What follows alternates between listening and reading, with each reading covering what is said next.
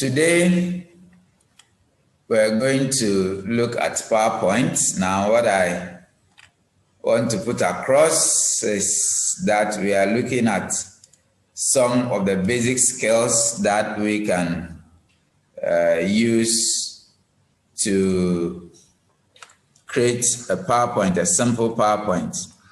Now, I know there are many of you online who already are skilled or are able, but like I always say, by the time we finish, no matter how your expertise, there is always that one thing that you either pick or that you will become clear about.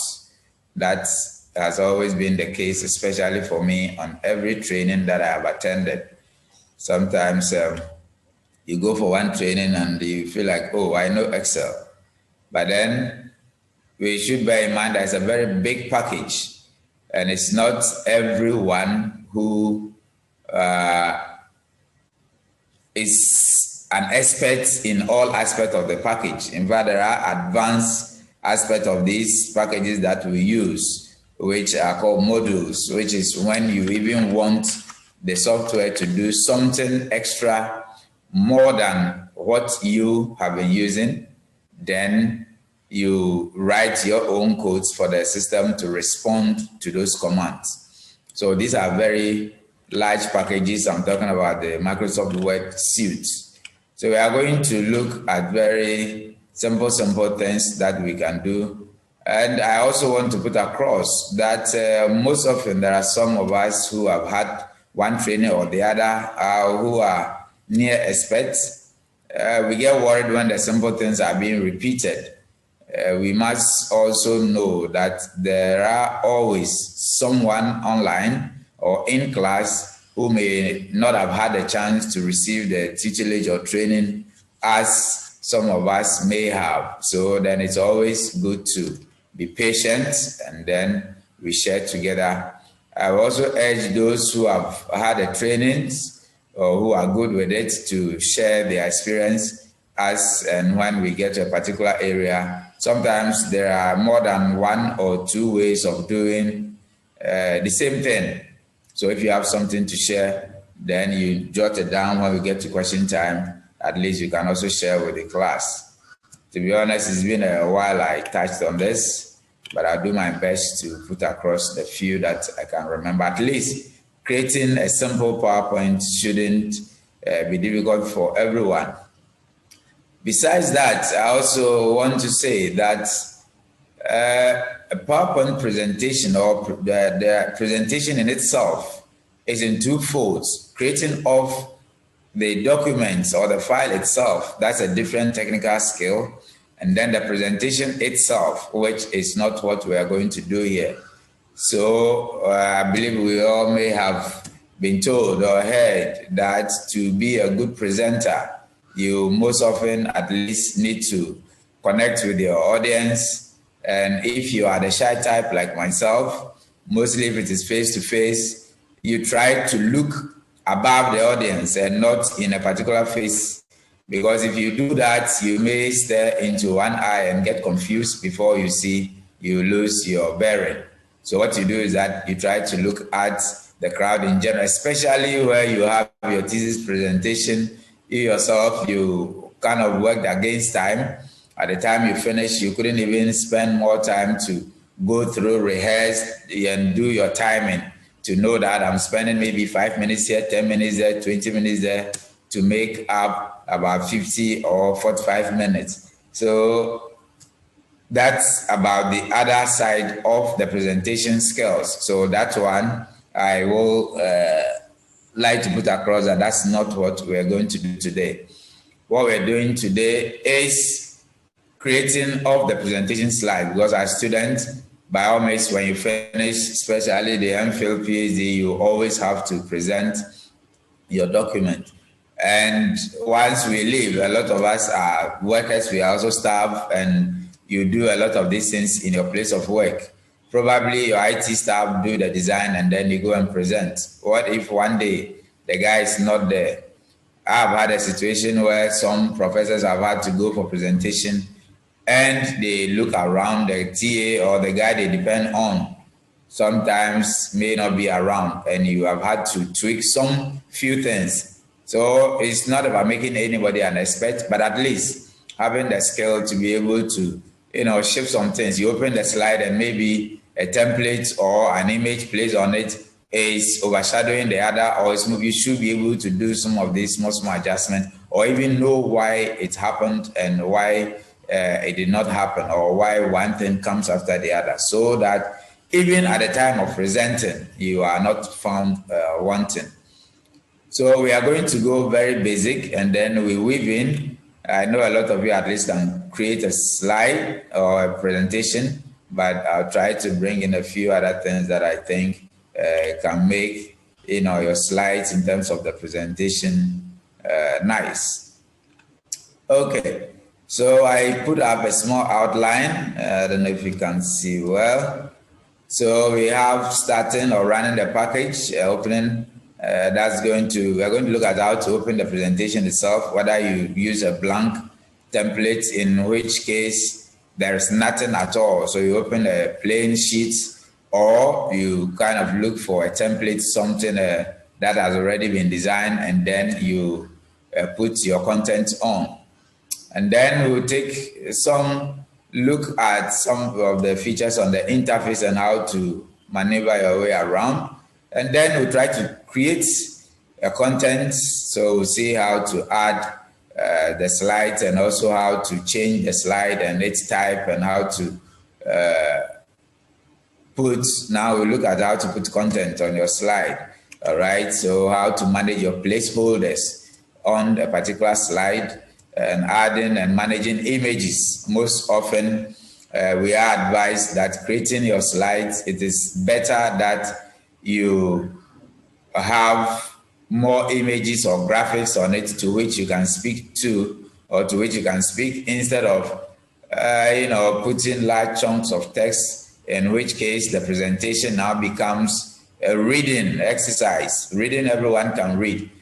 One thing we should also know, and this is not to teach anybody how to present, but is that when you are presenting, or when you screen a slide presentation, the bottom line, or the understanding, the meaning of the content that is showing online. For instance, what you see on my screen now, if I don't explain them, there are some you see and you even be able to tell what exactly it entails. All right. So what I'm saying here is that the meaning and the background, all right, the in-depth understanding of what is displayed is normally with you, the presenter. You are the one who is supposed to tell the audience or the listeners that this line, as I have, it's more than what you see, and this and that is what it entails. The reason being that if it has to do with reading, everybody can read, but yes, still, even the Bible we read, and then still there are some who believe they have the understanding more than the others, and so they call themselves pastors to explain to you. So it's the same with the slide. So the idea is that you don't put too much text on your slides, but then you put them in bullets. You try to highlight the main points, and be sure that you as a presenter are able to connect and give the background and the deeper understanding and meanings of the lines or bullets that you have on your slide. So we're going to look at how to put content, manage images, connect to external sources. There are instances where on your slide, you may have to, maybe whilst presenting, it gets to a point, so you realize that we're doing that whilst we were on the Mendeley training, that at some point we went onto World Bank's website, we go to WHO's website, all right? These are all some of the things that you can infuse into your slide, so that you don't need to burden yourself with going to download the many content on the particular external source and bring into your slide. All you need is the link. It takes you there. You talk about what is there, or you let people see what exactly you meant, and then you are back on your slide. And then there is also the tool in PowerPoint that allows you to reuse some of the slides that you may already have created. So if you created, for instance, in doing your proposal presentation for master's degree, all right, you had to do a proposal presentation. So while doing that, there are, let's say, title page, some other content that you created that you don't need to recreate. Okay, so whilst creating maybe another presentation for your thesis defense, you can go back and fetch some of these things. It all leads into saving time. As I've always said, when you sit down, the very few 30 to 1 hour, depending on your own system, are the periods that you need to maximize in terms of usage. All right. But then when other activities have to come in, then before you see stress setting, and then your pace reduces. So instead of recreating everything, those ones that you already created, you kind of fuse them in there. If you have been monitoring over the past 3 weeks, a few of the slides I've been sharing with you are some of the ones that I've been using in various platforms. So I just draw them into the newer ones and present them. Of course, there's no need reinventing the wheel when the agenda is to replicate. And then we'll look at what Microsoft PowerPoint refers to as adding sections. So you can segment your slides. So for instance, in presenting, so you have your introduction for a thesis, you have your introduction, all right? You have in your chapter 1, you have sections in there as well, or you can simply, because it's a thesis defense, you are going to have some extractions in the major points in your chapter 1. So you can segment what they call sectioning. Okay, you can section your slides into chapter 1, chapter 2, chapter 3, and then you put them back together to give you that nice, what they call zooming, all right, to be able to do a very nice presentation. Now, especially for me, that's one of the tricks that you can use to woo an audience, especially when it comes to presenting a business proposal, presenting a thesis proposal. You may have one professor there in the room who, may have presented before you, or whom you have sat before. But they see your slides coming in and out, zooming here and there. The attention reduces a bit, into more of the critique that, and then they begin to fall in love with what you're presenting. Before you see, they're asking, how did you do this? How did you do that? Then the question leads right from what you are presenting into, they wanting to teach you. It brings that connection. Your audience always want to know not just what you presented, but even how the slides were created, and then also try to pick something more from you than the program was intended. Then, so that's about the sectioning, referencing slides.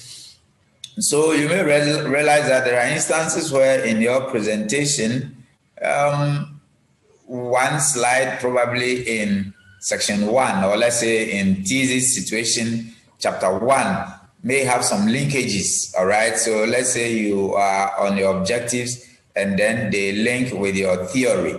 So whilst presenting on your theory, you want to quickly zoom back into the objective to show the assessment committee one thing or the other, what you mean by one thing or the other in connection between the two, okay, your objectives and the theories that you and framework that you may have used, okay? So how do you quickly zoom from one slide and get back to the other and continue with the presentation? That's what I mean by referencing slides. And then we look at creating summary slides, which is the mother zoom, where you create something like tabs to group all the sections. And then we'll, if we have time, we'll look at animation and timing, or we may be fusing them in together. Somebody may ask, if we are doing PowerPoint, why is the outline not on PowerPoint? It's intentional because I want us to start by opening PowerPoint afresh. So, ladies and gentlemen, if you are with me, we are going to start the session. So first of all, how do you open a program? I believe we may have all opened one program or the other. So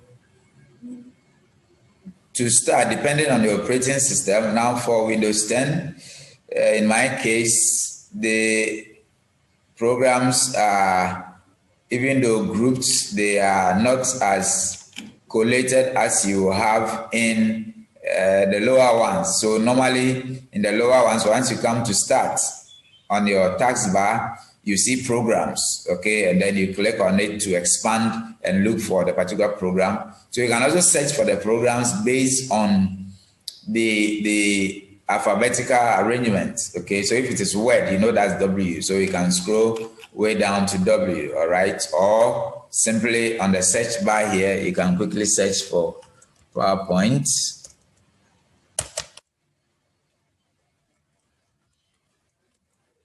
Right, so once it comes, you click on it to open, or once at start, you scroll through as I mentioned to look for it.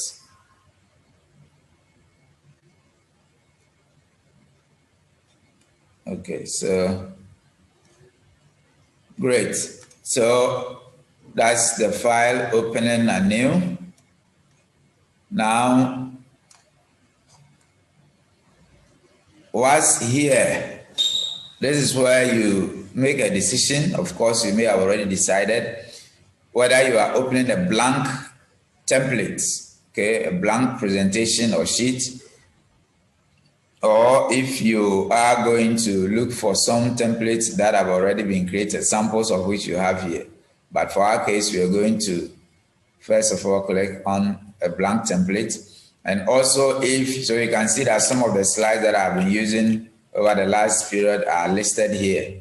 Okay, so if it is about opening a presentation that you have already used or prepared, then you can go to open from here and then you browse your system to do same.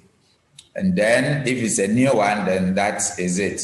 So when you come to presentation options, as we did with Microsoft Word, setting the saving, the timing, the backup and all that, so it's the same. So I'll leave that one to you. You go there later to set up yours. So let's choose blank presentation. So at the first start, this is how your interface looks like when you open a PowerPoint presentation.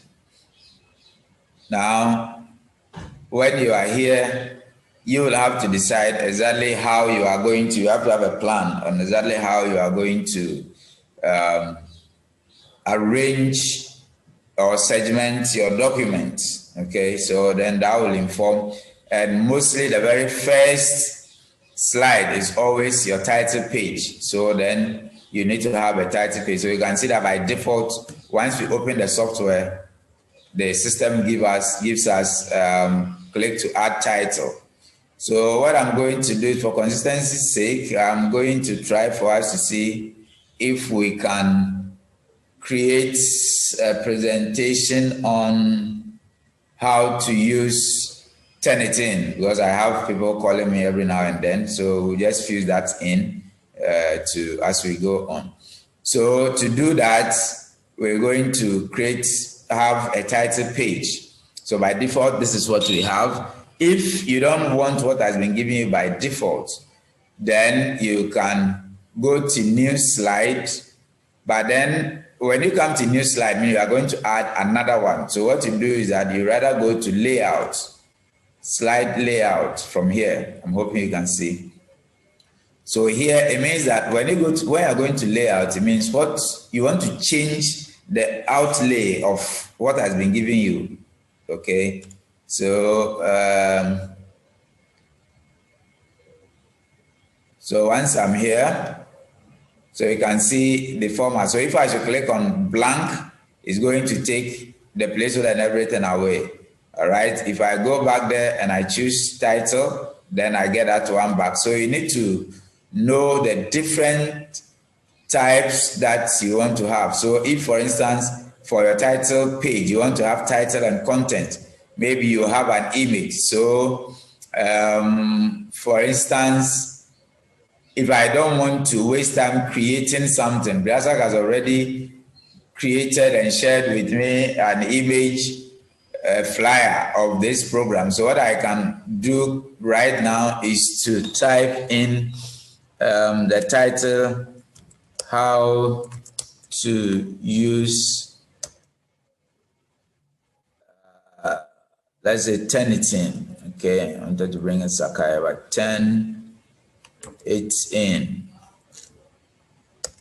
let's add in UG, because the process, as I've come to realize, differ from one. So when it comes to center alignment and all those things, they are the same, okay? So I center this. Now, let me go back. You realize that the moment I added the text, the system tried to give me a template. That is how easy they have made the software. So let me go back, and then I change again. Let me see if it will come back. So I have title and content. Okay, because I didn't, great. All right, so once you choose, the system is trying to give you a template to use for title and content. So how do you want it to be?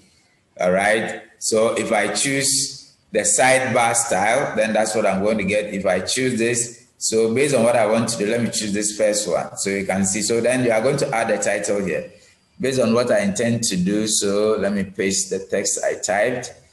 Now, please don't be scared if you are a novice with using some of these things. Now, because the background is blue, when I pasted the text, you see the visibility is poor because the background of the text is black. So you highlight it, and then you change the font color. So I think with this white will be great, of course.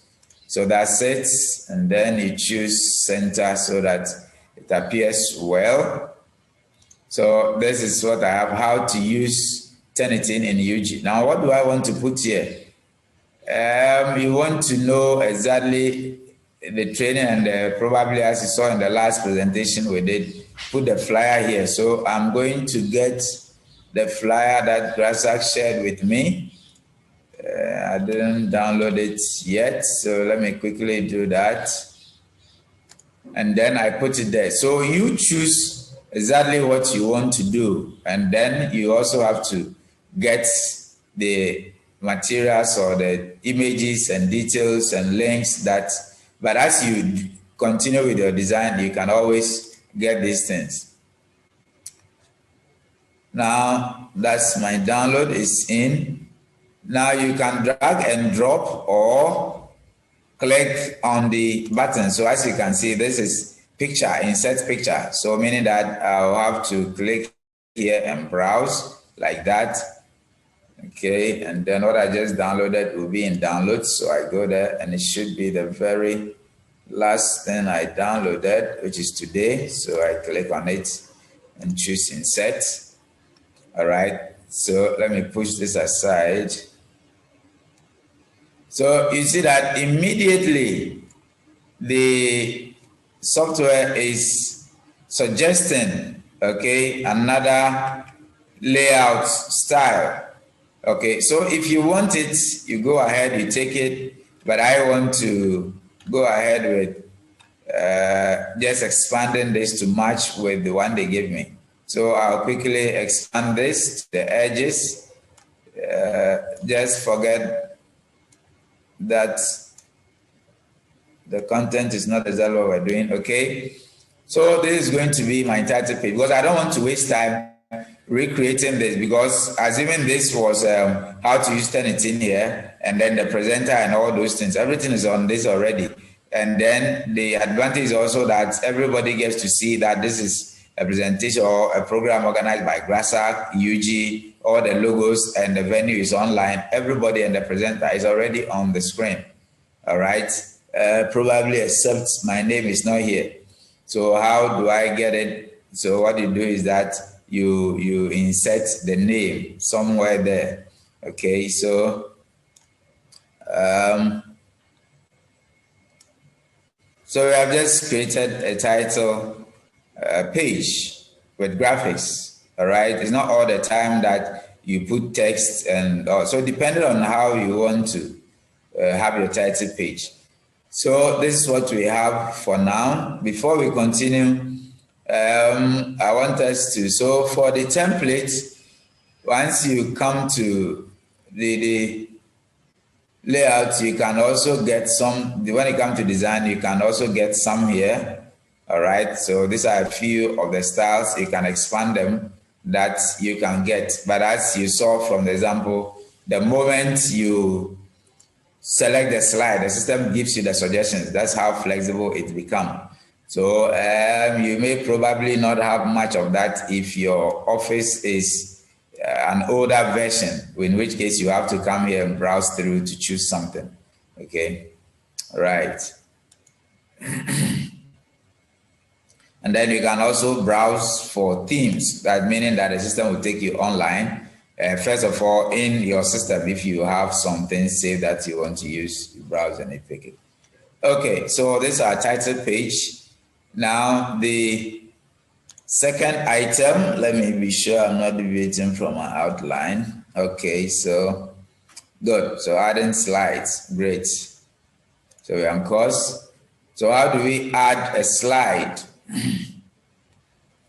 So to add a slide, I go back to home, all right, and then I say new slide. Mostly if you click on the top one, it will give you the layout of the previous slide. So you have the same thing. But then if you want to, let me undo, if you want to choose a slide type that you want, then you come here and select. Okay, so what do we want to do on this slide? That is the question you ask. So we are creating a slide on how to use Turnitin. So first of all, I will want to put on the slide, you say, let me say, accessing the software. Oh, accessing Turnitin, great, good. Turn it in.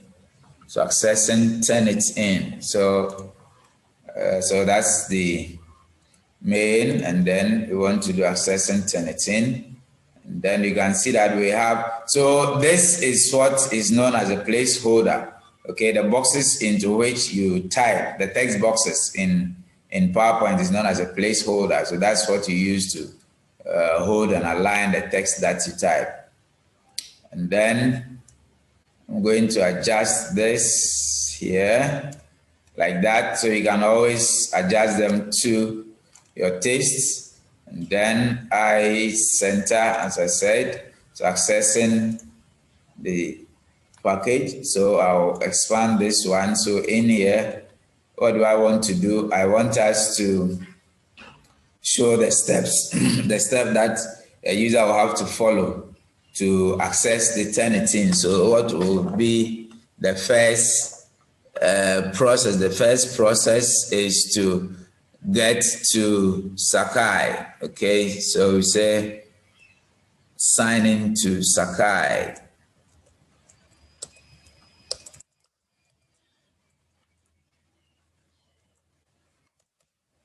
Sign in to Sakai at www. Okay, so let me copy the link and paste instead.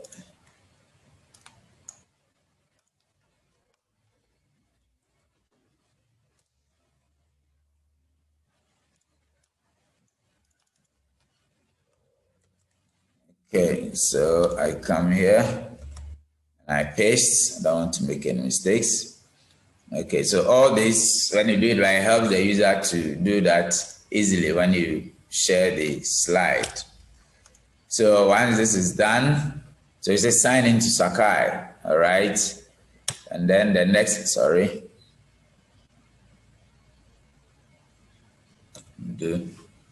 the next exercise will be to click on the icons, all right? So you click on icons.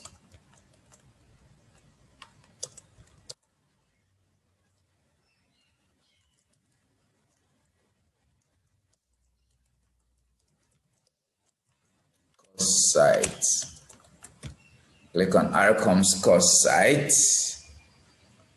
And then after that, the next is to, so I'm putting an outline of the steps. So the next is, before we expand it, the next is to, so you click on, so I'm saying the steps So if you are listening, these are the steps those who are still having challenge. So click on ARCOM's course site and then click on assignments on the left pane. Yeah.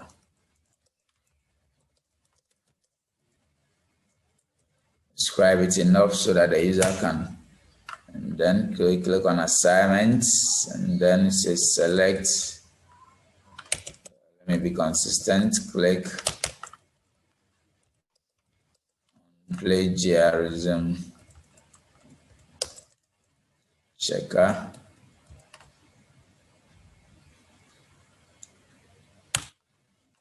This next is to scroll down.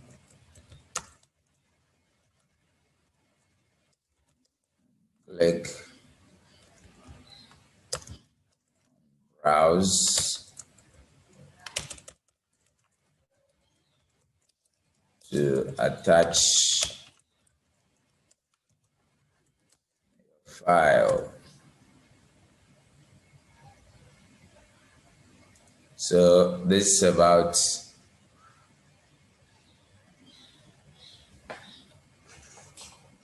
the steps for the first part. The second part will be checking the results, but let's use this for now. So if this is our outline, so let me have a small heading here.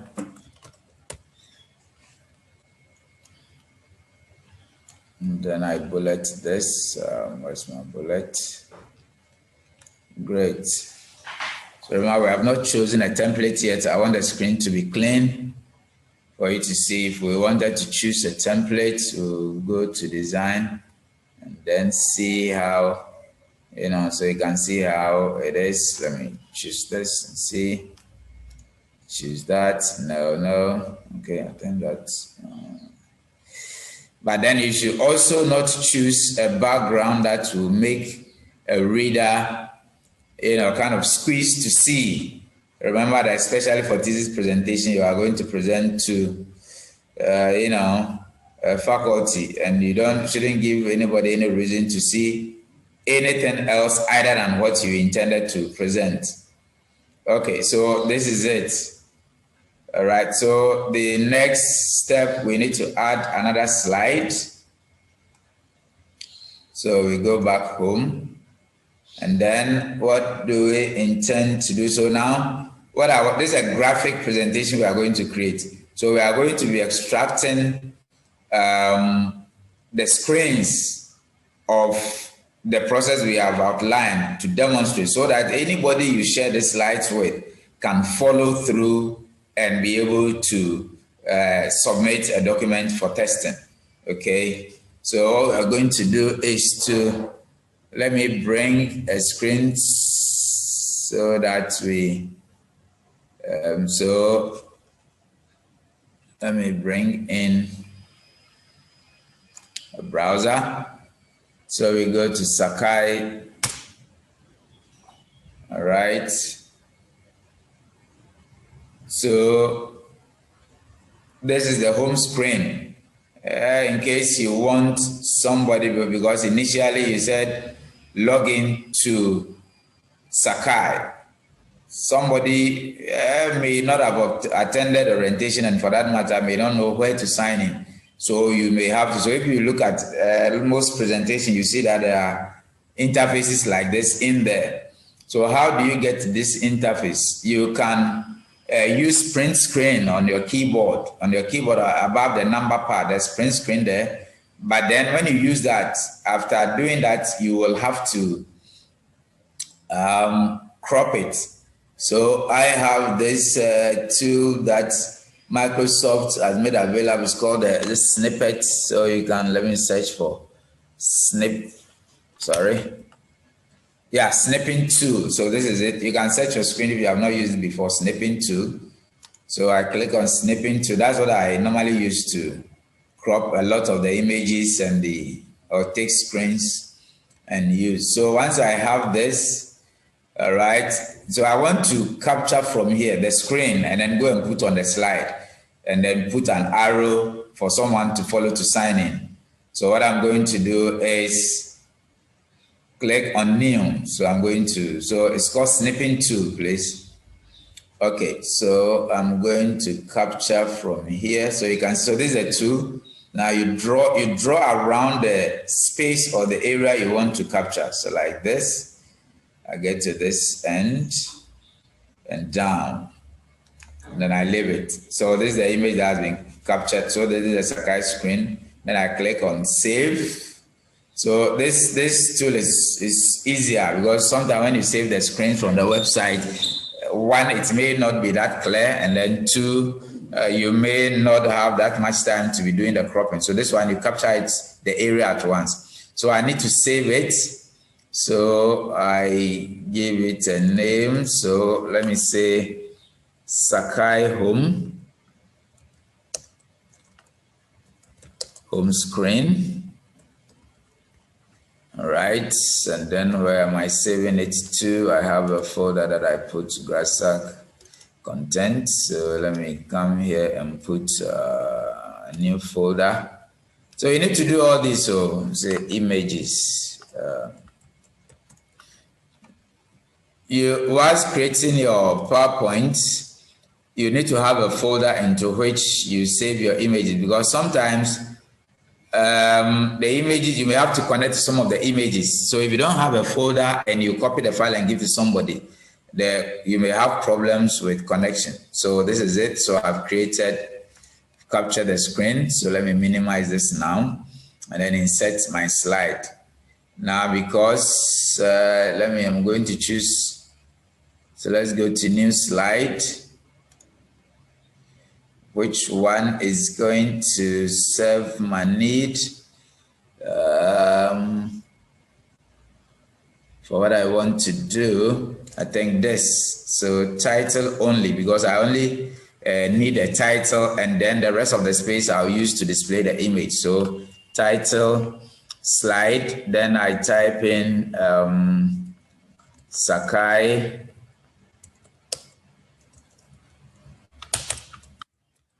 home screen.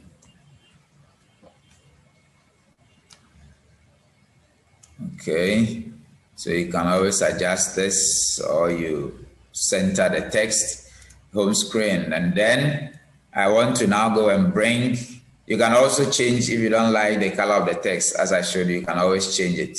So you come here and then, all right, you can change it to black, any color, but I want to leave it for now. So then I need to insert an image. So because I didn't choose an image slide, I go to insert. I said you can also do drag and drop, okay? So I go to insert and then picture. So it's asking picture from where, is it online or where? So I say this device, meaning I'm picking an image from this device. So I go to GRASAG 2021 images, and then I pick the home screen I just captured. And then what I do is bring it a bit lower beneath, right beneath the caption. And then I maximize it to cover the screen. I bring it a bit down. Okay, so why here? Is it instructive enough for somebody to know where to sign in? Okay, or instead of Sakai home, let me say Sakai sign in screen. Yeah, to make it more sign in screen. All right. So how do I point to someone how to enter his details? So then we're going to create something like an arrow. Okay, so to create an arrow, you go to insert, and then you look for shapes. All right, let's pick an arrow from here. All right, so we want to point. So this is the user ID. So I point from here. All right, and then, sorry. You need to make it a bit bigger. So I go to line, shape outline. Okay, then I go to weight, and then you make it a bit bigger because we're using this for demonstration. Or you can click on more, but I think this is good. Now it's pointing downward, so we need to reverse it, extend it a bit, and then we point it to the area. Then we say we enter a text box. So let me go home. What's mine? Okay. So text box from here. All right. Then we say enter user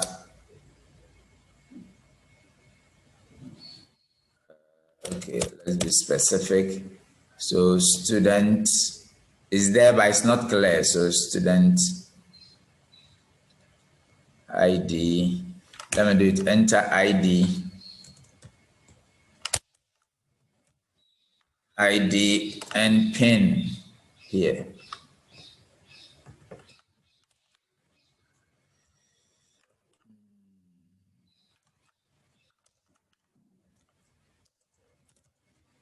Okay, so extend this a bit.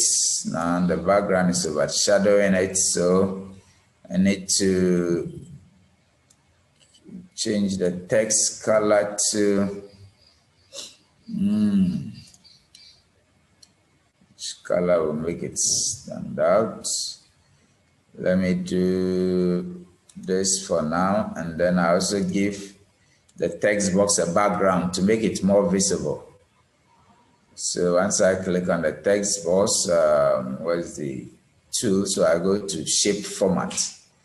And then I'm sorry I'm bringing in too much graphics, but somebody may need it. Shapes format. So I want to give it a background color so that it's visible.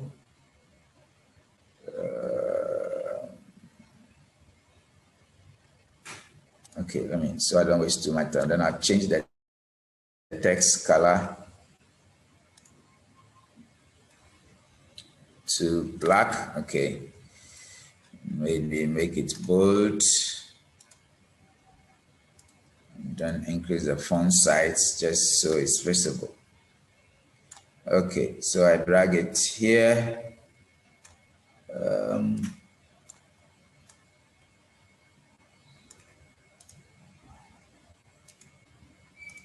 Is this image that is trying to disturb me? Okay.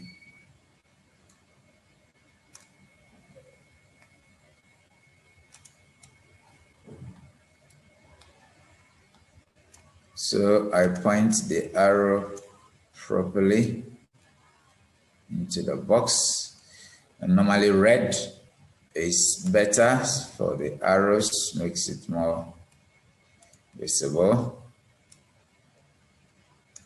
Then I can draw another. So instead of drawing another arrow, I can simply hold down Control and press D to duplicate. Control and D, and then you point this one to here.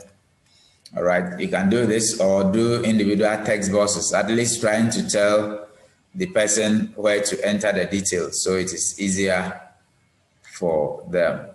Okay, so this is done. Our next, we say click on RCOMS. So that will mean that the person would have already signed in. So let's go back to the web page and sign in to see. So my staff ID, then so just do a few, and then the other exercise I have some template that we'll use so we don't waste too much time. Then I click in here to sign in.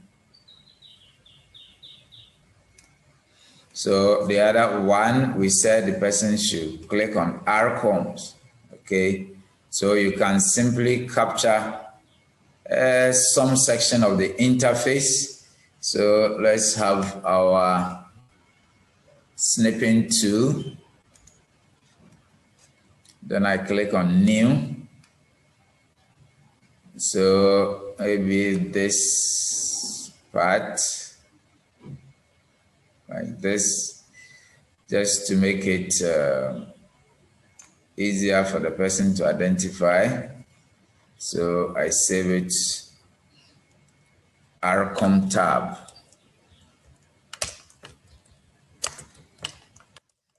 Arcom tab. Then it's already going into the folder I created, so that is fine.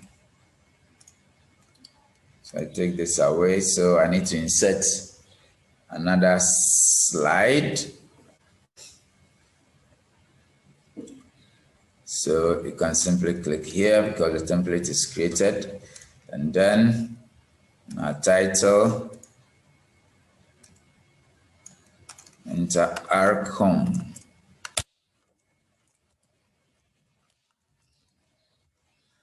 Okay.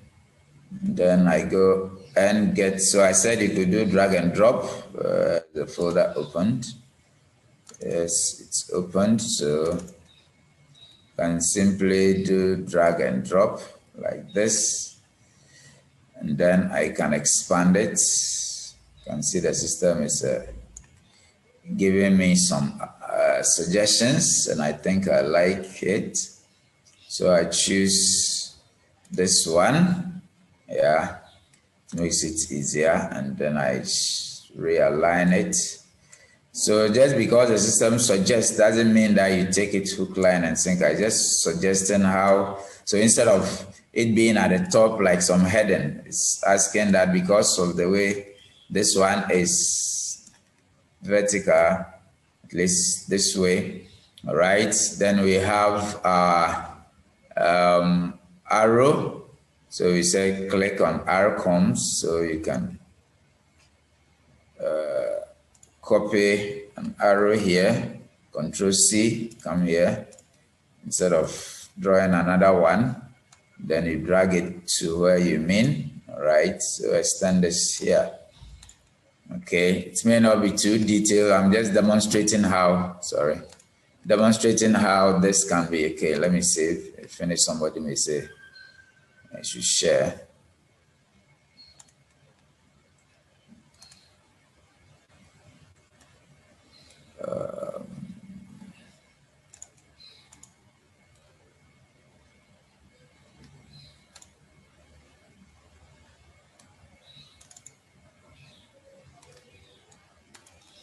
Okay, so this is it.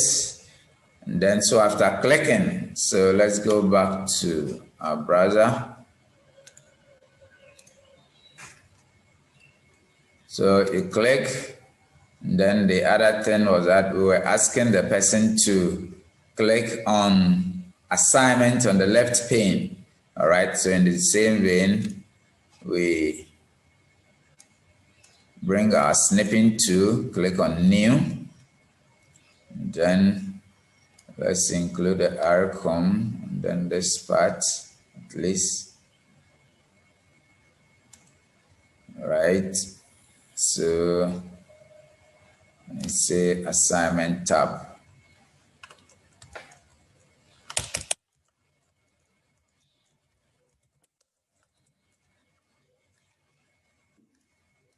Save, then I minimize, insert a new slide. So then it's giving me another suggestion. Say click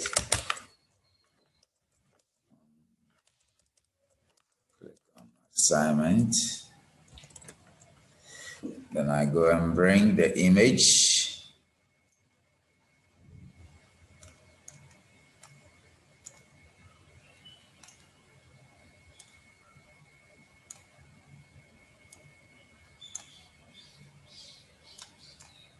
You know, somebody may be thinking, but our slides are not going to be all graphic. I know, we'll come to the text.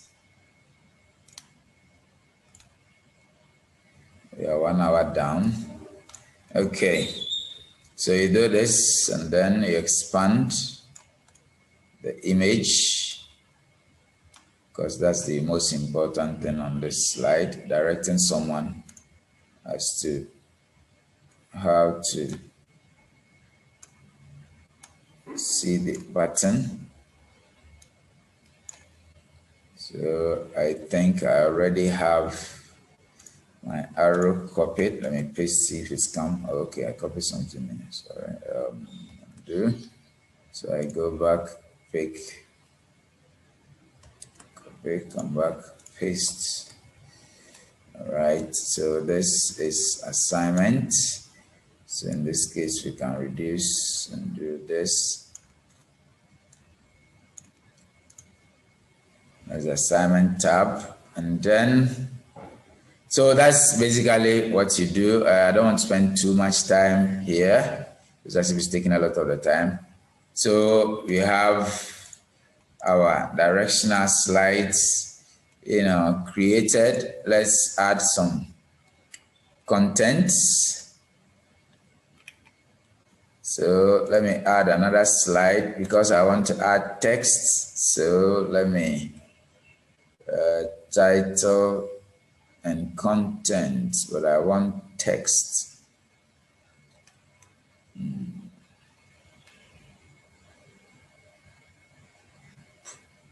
Where's the slide? Okay, title and content. Okay, so what's here? Let me see some of the slides I have. Then when you have bullets on them,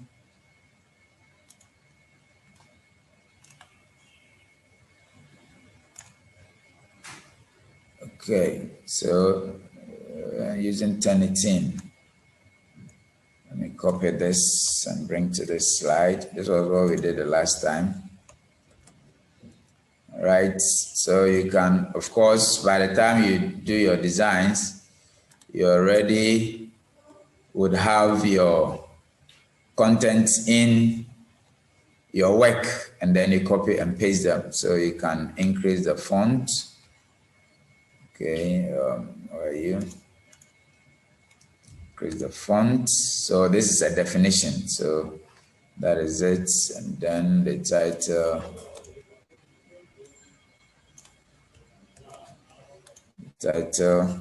Put it here. Wanted black, you change the color to black. Basically, how you enter them. As for the bulletin, we are already done with this, so you know how you can bullet your content and add text. Let me check our outline.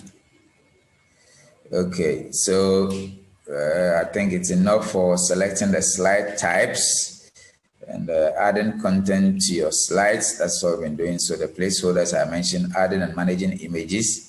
That's what we've done. Okay, so let's add maybe a table. Just so you can enter new slide. So let's choose title only. Okay, so we can give the table a title, but we go to insert and then we go to table. So basically, like everything you do in Microsoft Word, okay, in terms of inserting the content. All right, so the skills and the things we learned in Microsoft Word, they still apply.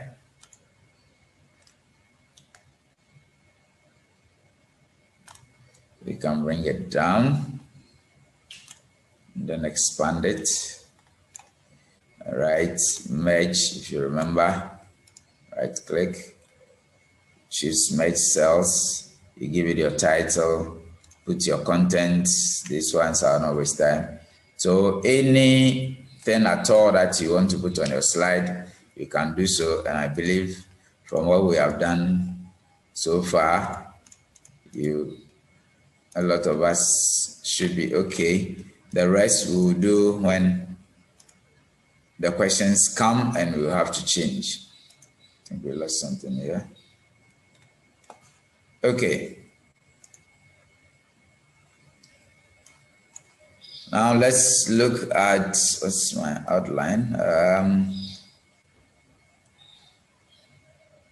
So once we've done this, there is also situations where you need to connect to external sources. So there are information sources that you don't want to burden your slides with. So just like this one will lead us to the Sakai website. In the same vein, we can, let me say this,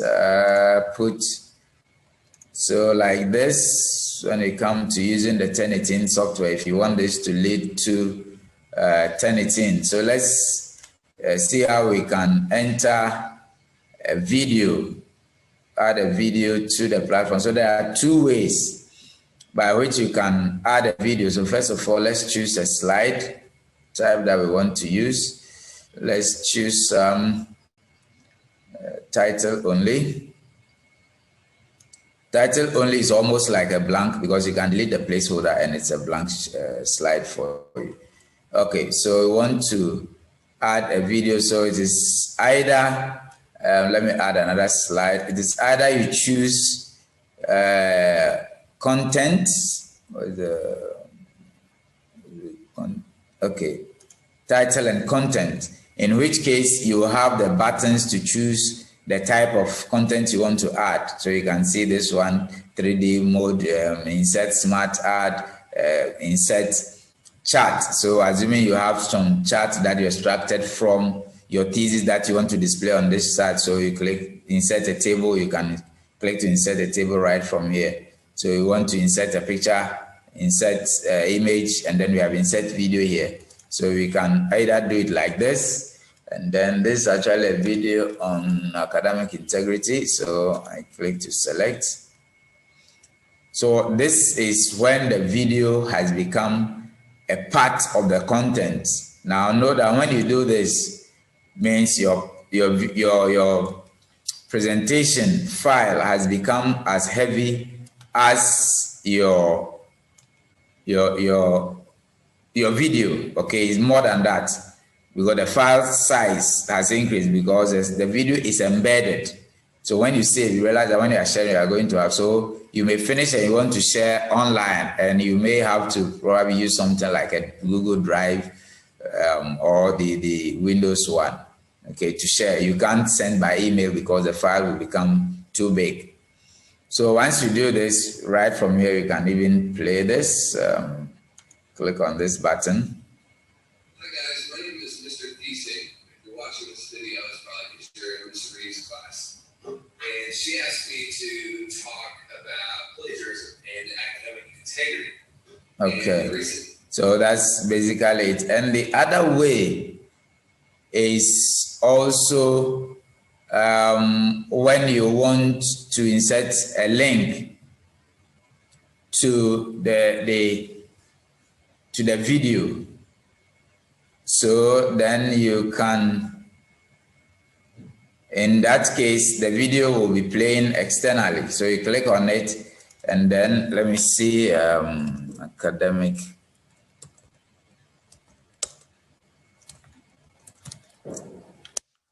integrity. So then let's see if I remember this. You highlight the text, and then in this case you go to insert, and then link. Is that right? Okay, let me go to, so you think I'm getting something wrong. Okay, file, and then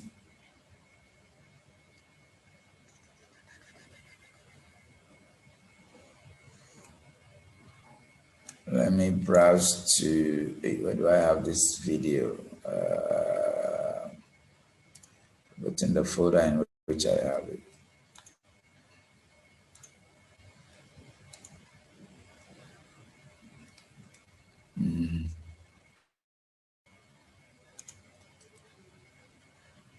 Workshops.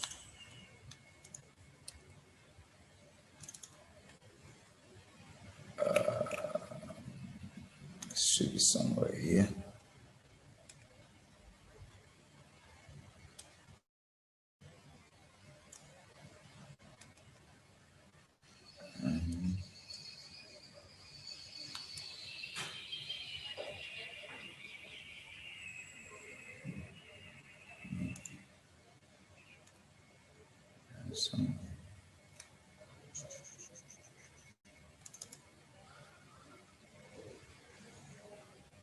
I don't want to show any other video that I regret.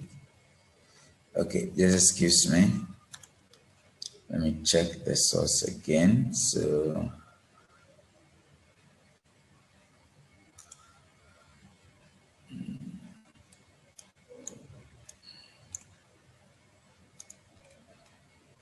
and do insert video.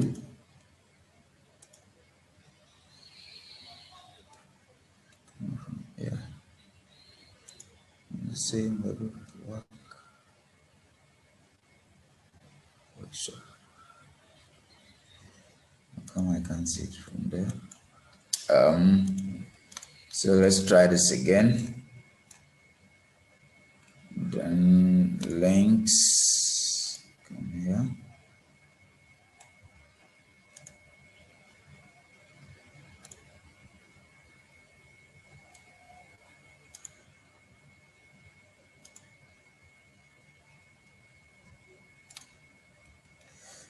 Just a moment, please. I want to.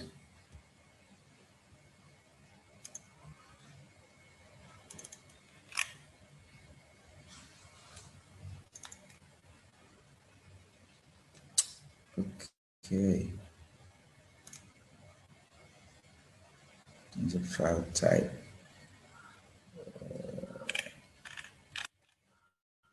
It's not allowing me a video format. Okay, now I get why.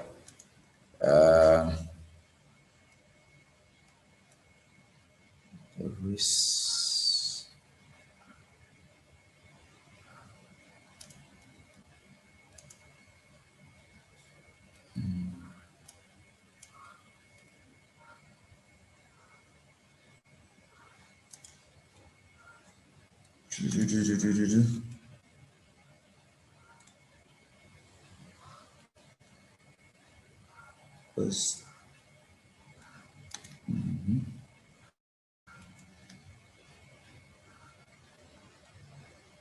Let's see. That'll take me online.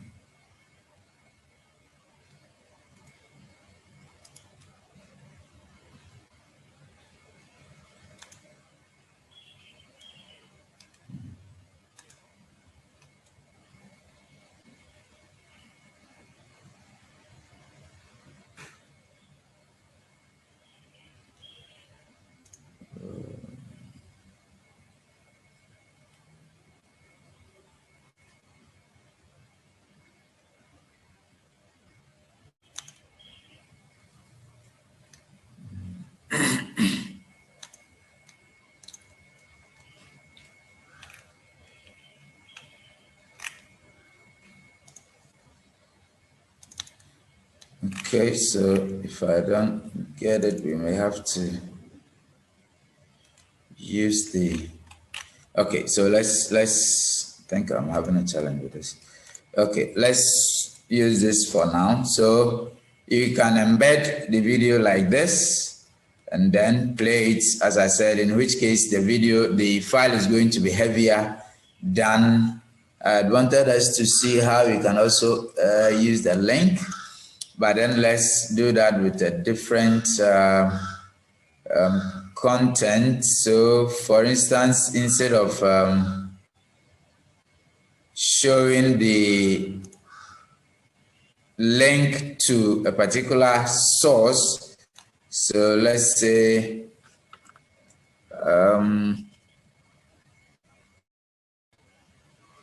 UGLS online academic resources.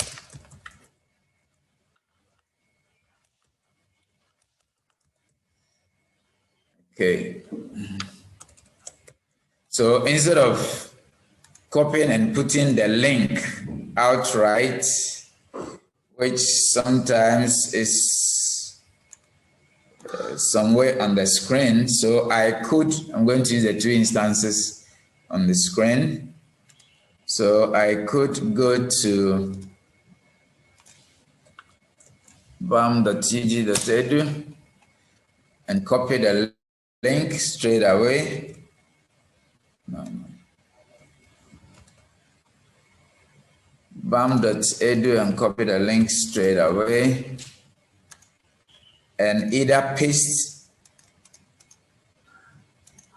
in this slide.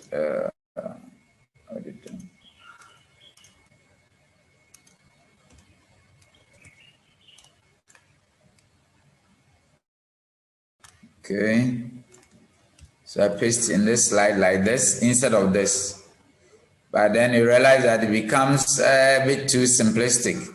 So what you rather do is you put a heading describing the source, and then you highlight it, go to links, and then insert link. So then what's here is a existing file or web page. So I choose this and I put the link here. So then this text now become hyperlinked. You can see that it's saying hold control to click. So if I should run this slide now, what's going to happen is that if I click here, it will take me to the website, all right? My friend.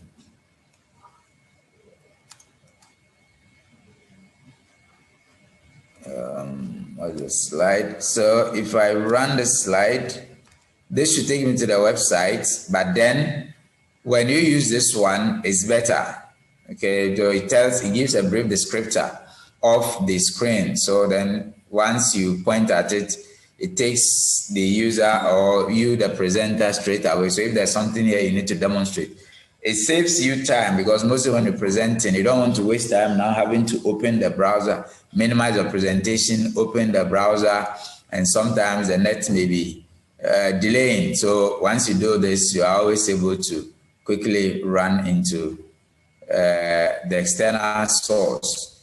And then also, if you have anything else to add, you can always connect them like that. And if you need to connect to some page of the document, you can do the same. Let me just use this for a rough. So assuming I have a slide on academic integrity and I want to connect it straight away to the video. So let me insert a slide, home.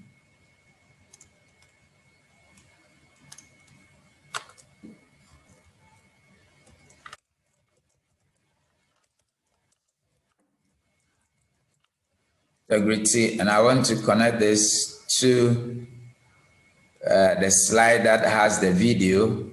Just to help with maneuvering, what I can do is highlight this, and then the same vein I go to insert and go to links, to link. So it says place in this document. So once I click on this, it's giving me the slides that we have in this document. So that the video, I think, is on academic integrity. So I click on it. Is that it? Slide 8. No, slide. That's slide 10, sorry. So I click on it and then click OK. So meaning that once I run this, so these are some of the referrals you can do in your presentation. Once I run this and I click, the slide is trying to, it should take me to that particular page.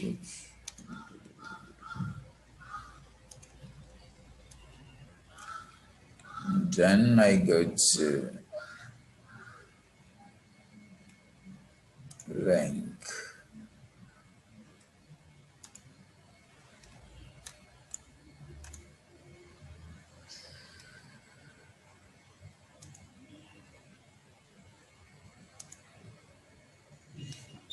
Okay, probably because they have the same name. So you realize that once I click on it, it takes me straight away to the slide that has the video. So you can use some of these referrals, especially when you know that in talking about one thing in the presentation, you may have to make inference or refer to another slide to make or drive home the point. So these are some of the basic steps to insert the various content that you can have in your slide. Now I have a template that I want us to use for the next exercise. So the next exercise is, so we come to, that's reusing slides. Okay, so let's do that quickly. So as I mentioned, so as you're creating this presentation, there may be some slides that you already created. You don't want to recreate them. So you can see this button, reuse slides. So the system is going to, from this pane, going to connect or open some of the slides that it can identify on your computer.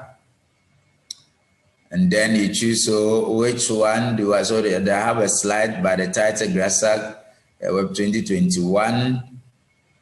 I have Mendeley, I have a slide that has Elsevier webinar. I have, okay, so this Mendeley as well. So let me choose this. So once I choose this one, it's going to expand and then show me the slide content in there. Okay, so assuming this is a slide I want to bring into this presentation, that's it. So you just click on it and then you have it to read. So this has simply become part of this slide. I don't need to recreate. So if there's anything, you just need to change the title or something on it if necessary to suit what.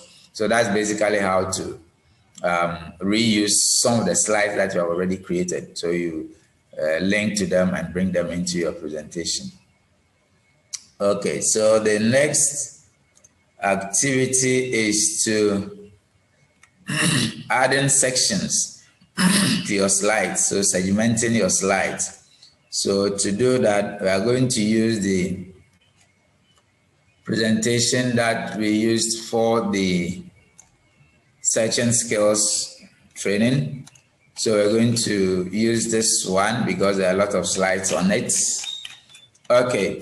So you can see that this presentation has a lot of style, and scrolling through, you can tell that there are various segments of it. You have the images sections, you have the resource segment, you have the web pages segment, you have, I think, the COVID protocol, you have academic integrity, plagiarism segment. All right, and then I think there's reference management. So how do you, so I'm using it to represent something like a chapter 1, chapter 2, chapter 3, and all that in a possible thesis. Okay, so to do this, we're saying that you can, so we're assuming that we have just finished formatting or creating this as we were doing with the sample that we used earlier. So what's here, you can segment the slide. So if we click on the first 2, 3, up to some section is telling us about, I think up to here, okay, I think about the library. So we can go up and then do, let's say, title this section. So you put the pointer there, and then whilst at home, you can see sections, or you can right click there and choose add section. So it's the same thing. So then let's say the first section we are segmenting or titling to be know your library.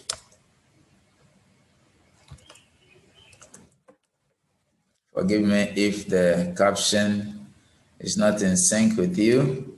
And then we come to this section that says spaces. So we can put a segment here. So we come to section, add section. Then we title it library spaces.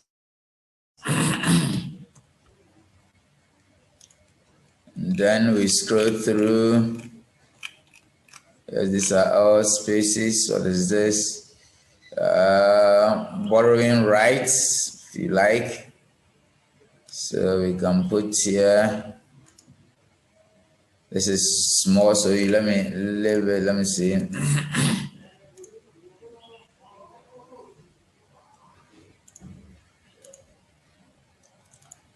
So let me put from here, information resources. Okay, borrowing rights is part of it. So let me start it from here. So let me say electronic, sorry. So add section, say electronic resources. Save it. And then I scroll down, looking at possible segment. Return resources are on the web page, so I'll leave those ones.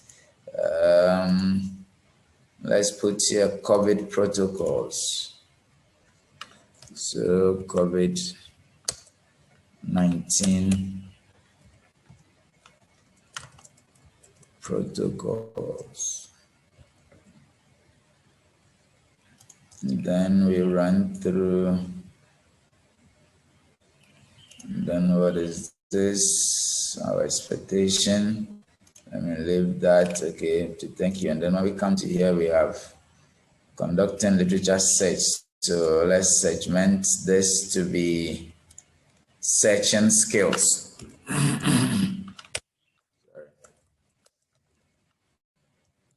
I always forget to carry water with me. Searching skills. Then let's see, do we have another segment? The segment for, so let's do reference management. Sorry. So we do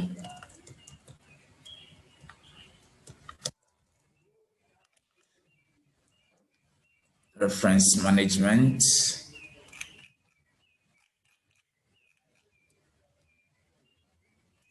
I think there's a session for eternity. Yeah.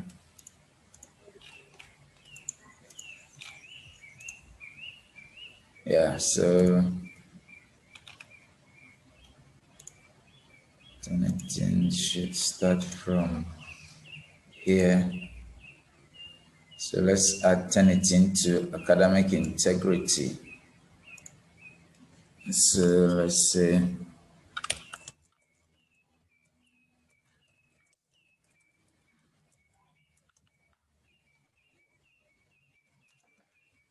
okay. So now we have our segments in the slide. Somebody may be wondering, so what is that going to do? What is that going to do? So if I go through the presentation, what is happening? Nothing yet. Okay. So it's still the way it is. Now, when you finish, we're going to create what we have on our outline as the summary slide. If you don't segment them, you can't create, you can hardly do the summary. So the summary zoom, as they technically call it. So after segmenting, you go to insert, and then you can see zoom. So you choose summary zoom. So you can see that already where the section headings are has been selected. This is selected. What's the next one? Spaces is selected. What's the next segment? Borrowing rights. Okay, so all the sections that we put in. So you click on insert. So this has become something like a dashboard. Yes, it's a dashboard. So once we do that, now if I let me run them. Let me change the screen quickly so you see the effects properly.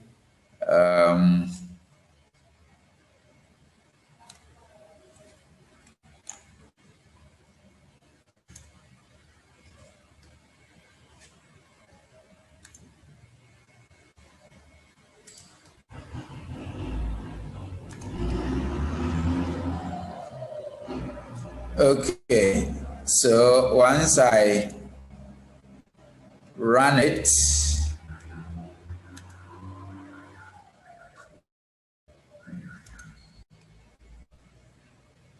I hope you can see.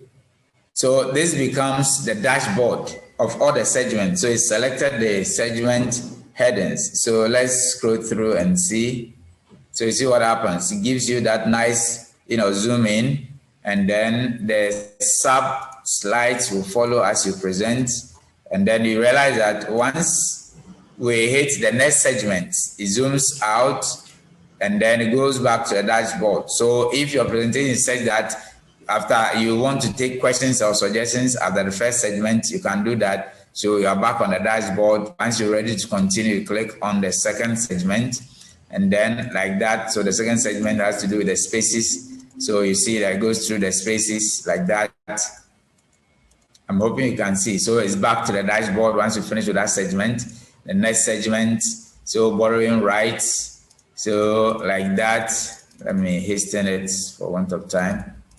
All right, it comes back. So your next segment, COVID protocols. So you talk about the protocols that are meant to be followed. Once you're done, you go back. All right. So it gives you that freedom. And then it's also one of the ways by which you can woo your audience. All right. So it presents, once you finish, so you come to reference management. And then you can continue with that. You can segment your presentation. So that's about the sectioning your presentation and also putting in the slide zoom. Now, the other last bit about it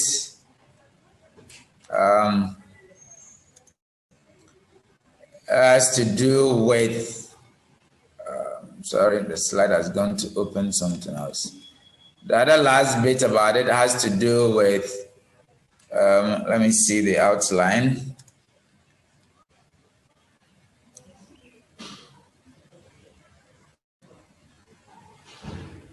That's the slide zoom. The slide zoom. Okay, you have to reference from one slide to the other. So as you can see, whilst preparing your slides, you will be able to tell whether when two or more slides connect. All right. So for instance, we have this is the borrowing rights, and then we have the electronic resources section.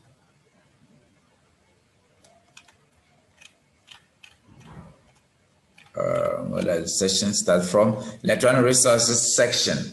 Okay. So let's assume I want to have a connection to be able to. So this is borrowing rights is in there. I want two sections. Good. So I want this particular page to be able to connect to which page? Let's see. Just for want of time, let me just connect it to this. Good. So this is the UG Cat, the resource that enables you to search for physical books. Okay. So let's say I want to connect to this. You can do that by, there are two ways to slide zoom. Either, so once on this page, the one you want to put it on, you click and then drag and drop it on it like this. Okay, so once you drop, you make it small. So it's just something small that you click on, and then you can put somewhere at the corner. That's trying to so instead of scrolling through slides, if you are able to have enough time to prepare your slides and you know which one is going to, be referenced to the other, then you do this. So now I also want to have a reference from this one, this slide, okay, to the other one. So what I do is that I come onto this one and then I scroll to where I have the borrowing rights. Where are you? Yeah. Oh, sorry.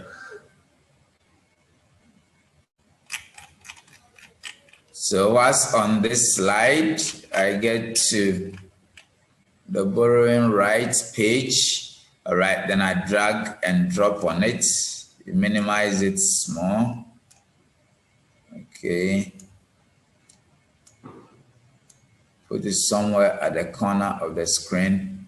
So let's see what happens. So once I'm on this screen and the slide is running, let's say I'm presenting and I'm talking about how to use the physical books and the rights of a student, being a graduate student, and so you can see the tab, the slide zoom tab is what is down there. So if I want to refer to the rules while discussing on this one, all I do is click on this. So you see, it moves me straight away. They are about 7 or 8 slides apart. It moves straight away to this slide. If I want to now return, you can see the tab I placed. So you click on this, and then it brings you back to that slide, and then you can continue. So if you're able to be able to do this, you need to have enough time to prepare your slides, to be able to think through them, know which ones you want to refer from one to the other, so that whilst presenting, you would be able to do the connections and linkages to make it nice. So that's about the slide zoom. And then also there is the animation part, but I want to look at the timing. So in your presentation, you may want to time yourself, all right, whilst presenting. So how do you want to do that? Do you want to go default, or do you want such that once the slides you move in their own pace? Sometimes it's good to do that, but then it takes extreme preparation and practice, because what it means is that you need to be sure that by the time the slide moves or changes, you are finished with one particular slide. Or you can also strategize such that you keep hammering at some point and giving examples in between if you are able to finish early. So this is where you have those two. So you have the transition where you choose how the slides appear. Okay, so how does this one appear on the screen? So let's see. All right, let's see if we change it to that. So you select and then, okay, so it means push up. So it will be coming, and then you have the wipe where it's kind of, and then you also have the split display. So you can choose, and there is more. You can always come down here to choose more. All right, so you look at the ones that you want, and then let me see the split. I think I'll leave this one on that. So that's about the transition. And then you can also look at the timing. How do you want the timing to be? Okay, so we have, okay, no sound, of course. And then if you look here, it says advanced slide, and then how the slides advance. It's an on mouse click, which is, this is default. It's selected by default, which is why most often you need to click your mouse or press the space bar or press on the right or left arrow and then the top and down arrow to move. Okay, so if you uncheck it, then it means you intend to have another strategy. So if you want to time it, then you need to activate the time, and then you select your own timing. So what is that? Let's say 5 seconds. Yeah. And then we choose duration. This is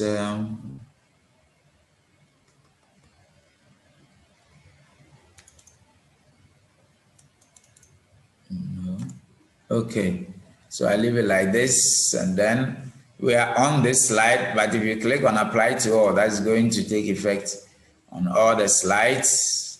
So let's run and see what happens. So we are home. So first of all, that's it. Then you have your zone. Okay, so I'm going to stop pressing and then we see how. So that's it. So that's, I think, 50 seconds. Then it will change.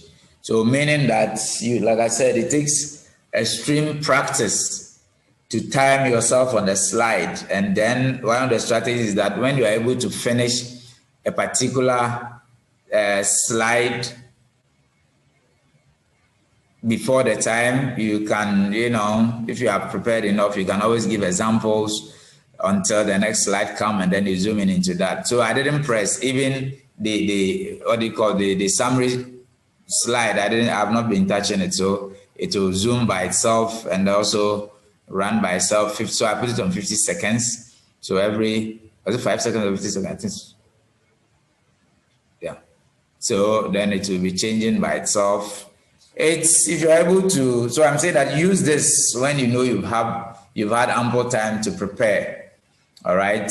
Of course, you can always interfere by going back, but then it's going to kind of disrupt the attention of your reader because the slides take them to the next one, and then you're coming back and all that. So depending on how much time, this is also useful depending on if, so normally for this presentation, you are timed. So normally 20 minutes, 25 minutes for each presenter. So you put enough slides and be sure you practice and be able to use some of these tools. Okay, so I'll have to take some questions at this point, and then if there's something we need to add, if someone also had some skills that they want to share, we can do that from here. So moderator, you can help me from now on. Let me check the chat.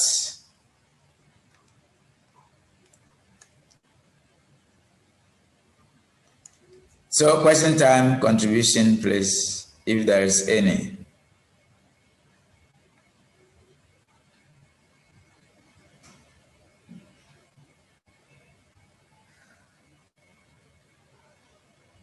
Okay, so there's no question in the chat. A few questions have been asked, which I asked that we take note and add through in there. Okay, somebody said I can't see the zoom in on my page. You mean on your?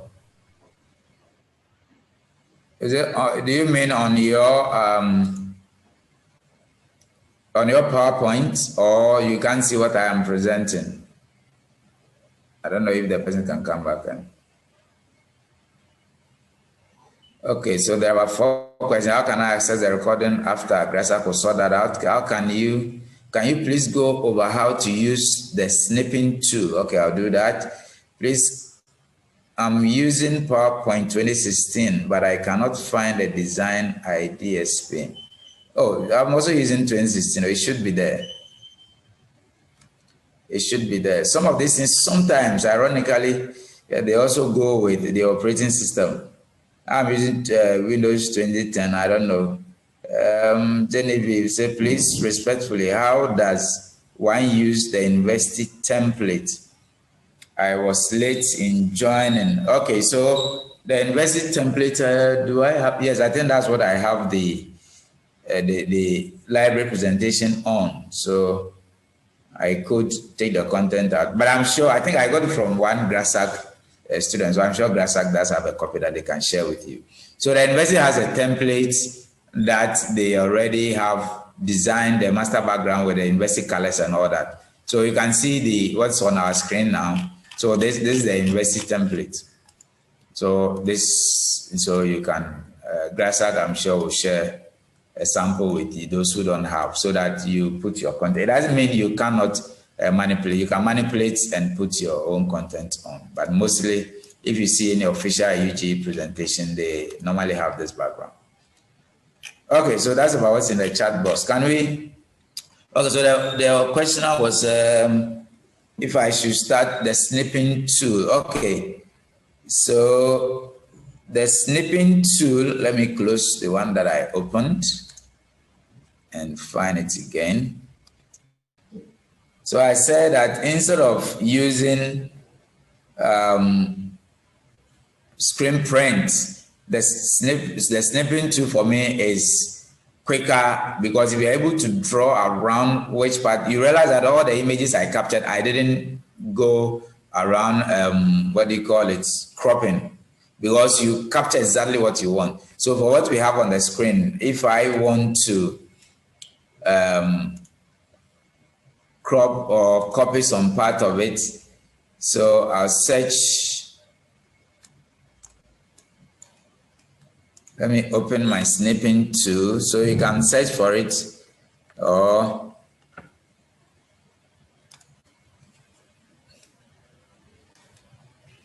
so when you open this, it looks like, so this is a snipping tool, and then to capture, you click on new, because it allows you to use capture, save, and recapture other. So those of you who do a lot, who like or do a lot of graphics, sometimes it gives you a very clear image if you look at the images that I captured. So you click on new, all right, then the page kind of goes pale. Then, so let's assume I'm doing something and I want the UG logo and the title to put on the new. So I'll put it here. Sorry, I need to expand because of the bottom part like this, and then I draw up. All right, come down a bit to get everything. And then that is it. So then I click on save. I say UG logo. Right, that's it. It's going to the folder I created, so I'm not worried. So that's it. So if I should go back and open that logo, where is it? It should be here. This is it. Yeah, so if there's any question, please. Oh, I need to, please, moderator, are you able to, or am I the only administrator? Yes, from my end, I cannot unmute them. You can assist, right? I don't have. Yeah, so please, if anybody has a question, let them. Okay, so it's question time. So I open with. This has been very practical, so I should think that what you need afterwards is practice.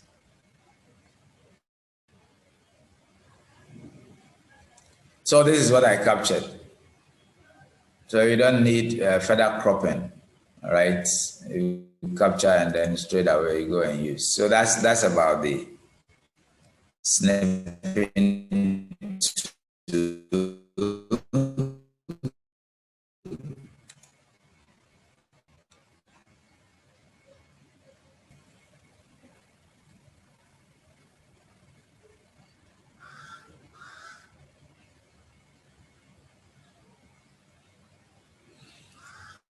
Somebody's asking, say, please, if you could take a sample thesis slide and walk us through the rudiment of what is expected of us by panel. That one, I must humbly say that you have to pick ideas from the meetings with your research coordinators. Normally, they have meetings with you when you are doing especially your proposal presentation. It differs from every department to department. But in terms, if you are linking it to presentation, the most important thing is to be able to bring out a summary of almost everything you have on the screen. All right. I mean, in your thesis, sorry, and be able to share. So first of all, be sure you have the salient points on your slide. Besides, and also don't put too much text on the slide, because part of the assessment is to ensure that if you were not the creator of everything in the document, you are not the creator. I'm using creator because you'll be the author because the work is for you. in everything in the document, at least you know what's in there. All right. So what it means is that if you copy, let's say, introduction, and you copy almost everything and paste on the screen like that, and you start to read, it means that you are not in tune with the work. Okay. So please, moderator, I don't know if you need to unmute them before they are able to. From my end, I can only manage the chat. So It's a challenge I also have. So I'm trying to contact the host.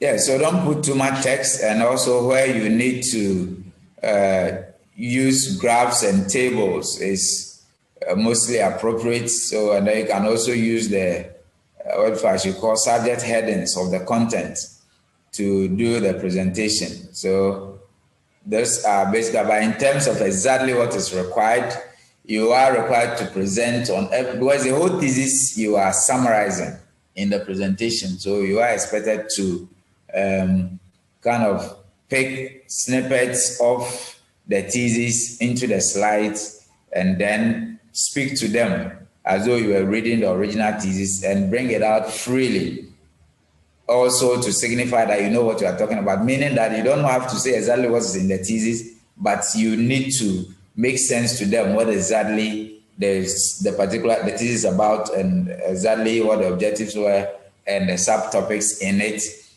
mean, and also your findings and all that. So mostly, as for the findings, they need to come in so that you present on them, and you need to make sure that these things are linked to your objectives. I don't want to go too much in there because you've had your research method trainings, and then I know sometimes the advice and directive differ from one to the other. Okay. I take it there are no questions then, Mr. Moderator.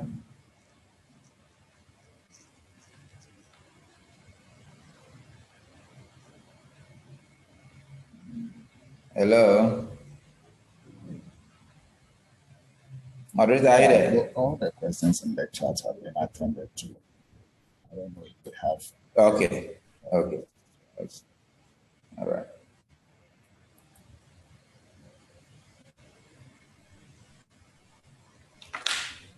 All right. So in that case, I would like to thank you for your attention.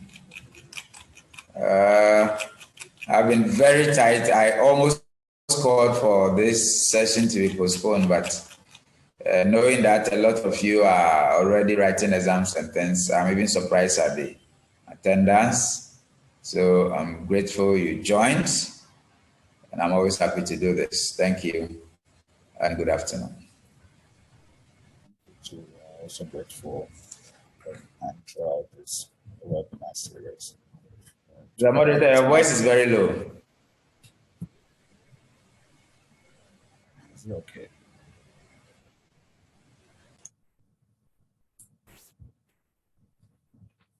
Mr. Eric.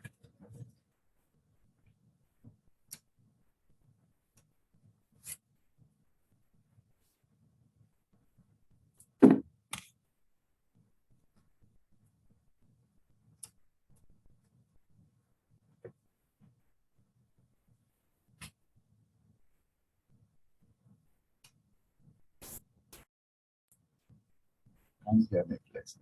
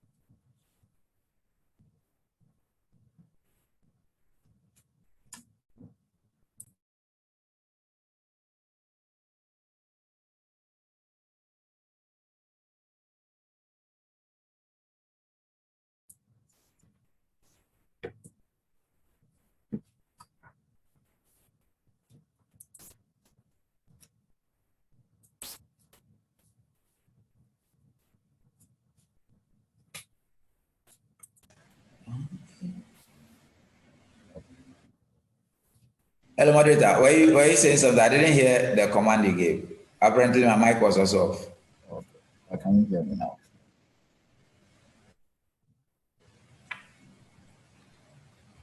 You said?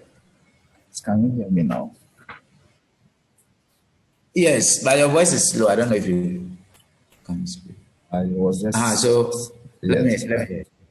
I just want to thank you also for your time throughout the webinar series. Together on behalf of my committee and the IMC, we want to say we are grateful to you for your time, for taking us through this educative process. We also want to thank the students for making time for this webinar. And we hope that going forward, they will put this into practice to achieve their academic goals. So, thank you. Yeah, thank you. Thank you so much. Okay. Bye-bye then.